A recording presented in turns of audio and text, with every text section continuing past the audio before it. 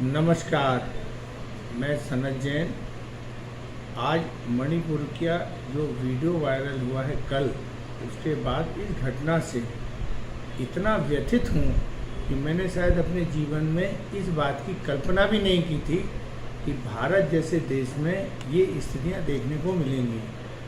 मैं खुद स्वतंत्रता संग्राम सेनानी का लड़का हूँ और पिछले 35 वर्षों से पत्रकारिता कर रहा हूँ। और पिछले 9 वर्षों में जिस तरह से हिंदू मुस्लिम और जिस तरीके के विवाद पैदा हो रहे हैं, और उसके बाद वीडियो बनाकर एक वर्ग विशेष में जिस तरीके का भय फैलाया जा रहा है, ये भय फैलते फैलते अब high court, supreme court, police, सारी व्यवस्थाओं तक फैल गया है। ये इस बात की पुष्टि मणिपुर की घटना ने कर दी है। पहले मैं हाई कोर्ट और सुप्रीम कोर्ट को देखता था कि जहां उन्हें ऐसा लगता था कि सरकार अपने कर्तव्य पालन करने में असफल हो रही है, तो हाई कोर्ट और सुप्रीम कोर्ट संज्ञान लेकर ऐसे मामलों की जांच कर देते थे। लेकिन ये भारत का सबसे बड़ा काला दिन मानता हूँ मैं इसको, कि 3 महीने से लगभग 3 महीने हो गए मणिपुर हिंसा से जल रहा है। सैकड़ों वहाँ गिरजाघर गिरा दिए गए, सैकड़ों लोगों की मौत हो गई, लगातार थाने से हथियार लूट लिए गए, दोनों पक्ष आपस में लड़ रहे हैं, और अपने ही प्रदेश में हजारों लोग शरणार्थी शिविरों में रहने के लिए विवश हैं। और भारत सरकार की ओर से, हाई कोर्ट की ओर से, सुप्रीम कोर्ट की ओर से और राज्य सरकार की ओर से उस चीज़ों को शांत करने के बजाय और चुप्पी साध कर और उन घटनाओं से मुख मोड़ लेना, ये मेरे लिए सबसे ज़्यादा आश्चर्यचकित करने वाली घटना है।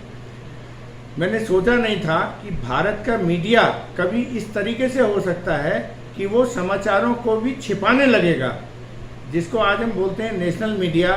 बड़े बड़े इलेक्ट्रॉनिक चैनल चल रहे हैं, इनमें मणिपुर की घटना नहीं दिखाई गई जो उनका दायित्व था। जब देश स्वतंत्र हुआ था तो राइटर जैसी विदेशी एजेंसियों को तुरंत भारत से बाहर किया था स्वतंत्रता के बाद, कि हमारा मीडिया भारत का खुद का मीडिया होना चाहिए।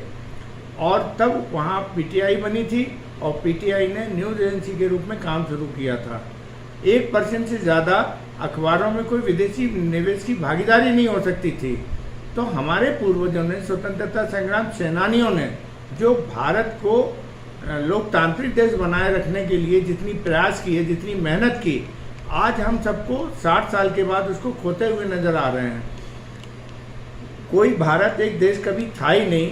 हजारों राजे रजवाड़े अलग अलग सीमाओं में काम करते थे।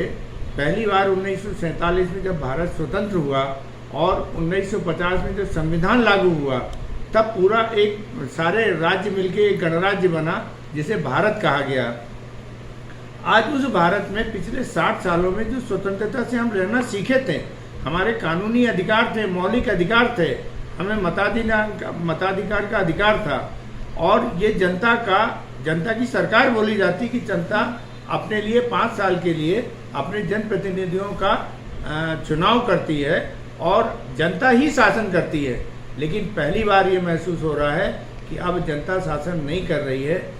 और जिस तरीके से पिछले वर्षों में मॉब लिंचिंग के केस बढ़े, उनके वीडियो बनाए गए, लोगों को में दहशत फैलाई गई और 150-200 लोगों की भीड़ मिलकर किसी को भी मारने लगती है। हाई कोर्ट, सुप्रीम कोर्ट और इतने सारे ऑर्डर कर चुके, शासन प्रशासन में उसकी कोई सुनवाई नहीं हो रही है। ऐसी स्थिति की कल्पना शायद हमारे फ्रीडम फाइटरों ने कभी की होती, स्वतंत्रता संग्राम सेनानियों ने, तो शायद वो देश को आज़ाद करने के लिए इतनी अपनी कुर्बानियाँ ना देते। आज मणिपुर में जिस तरीके से 2 लड़कियों को निर्वस्त्र करके घुमाया गया, उनके साथ सैकड़ों लोगों की भीड़ चल रही है, उनके अंगों के साथ छेड़छाड़ की जा रही है। 4 मई की घटना होने के बाद भी बार बार पुलिस को जब रिपोर्ट की गई तो पुलिस ने महीनों उसकी एफआईआर दर्ज नहीं की, और एफआईआर दर्ज कर ली तो उस पर कोई कार्रवाई नहीं की। और मुख्यमंत्री जिस राज्य का इस सारी घटनाओं को शर्मसार होना तो दूर, उसको केंद्र सरकार, एक समाचार छपा कि केंद्र सरकार ने कहा कि वो अपना इस्तीफा दें, और जब वो इस्तीफा देने गए थे तो ये बताया गया कि मैतेई समुदाय के लोगों ने उनको इस्तीफा देने से मना कर दिया और मुख्यमंत्री जी के हाथ से इस्तीफा छुड़ा के फाड़ दिया। उसके बाद से ना तो राज्य सरकार कोई काम कर पा रही है और ना